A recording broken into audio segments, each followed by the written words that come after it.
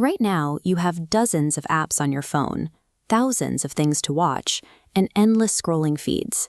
Yet somehow, you still experience deep, inescapable boredom. Look back 100,000 years.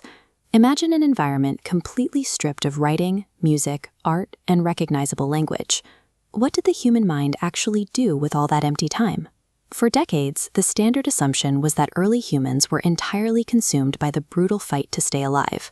Researchers believed every waking hour was dedicated to hunting, foraging, and building shelter, leaving absolutely zero downtime. The archaeological record suggests a different reality. Discovering that our ancestors possessed massive amounts of free time reveals a prehistoric environment shaped more by idleness than the constant threat of starvation.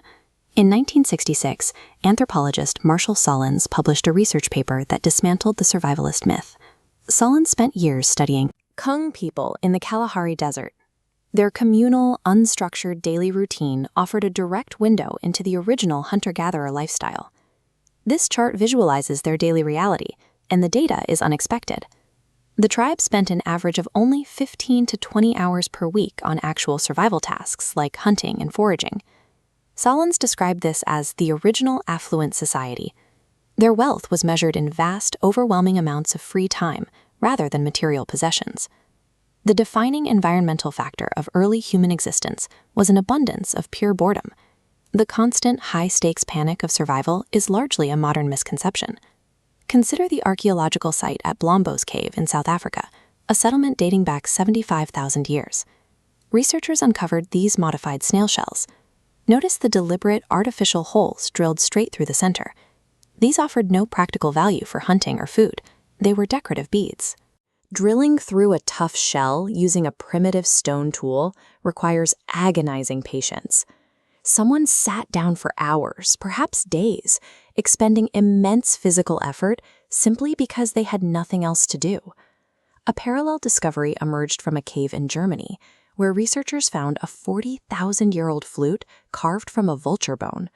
Someone invented music tens of thousands of years before the first farm or city existed.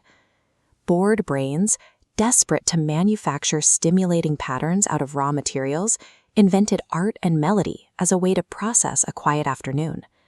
Experiencing true boredom requires a specific cognitive state. A brain must understand the concept of linear time and recognize that a different, potentially better future exists. A dog waiting by the door for its owner is simply waiting. Animals lack the cognitive capability to imagine alternative realities to their present moment. Sitting in utter silence forced the prehistoric human mind to generate internal scenarios to fill the sensory void. Staring at a blank wall, they started asking abstract what-if questions about predators, geography, and what happens after death. Modern psychology validates this mechanism. In 2013, researchers Sandy Mann forced subjects to perform a mind-numbing task, copying numbers from a phone book. Immediately afterward, their creative output spiked compared to control groups. This internal drive to simulate the unknown is where abstract thought begins. When a brain has nothing to do but wonder about the future, it begins to ask the questions that eventually form the foundations of religion, philosophy, and science. There is one final, consequential activity early humans engaged in during their downtime. They talked about each other. This bar chart visualizes anthropologist Robin Dunbar's findings on human conversation. A massive 65% of all dialogue is dedicated purely to social gossip, outperforming the smaller columns for logistics and practical data. Before complex language, primates built necessary social bonds exclusively through time-consuming physical grooming. It is a slow, one-to-one process.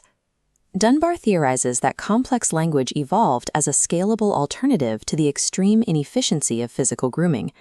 Vocal storytelling allowed a single human to bond with multiple people simultaneously.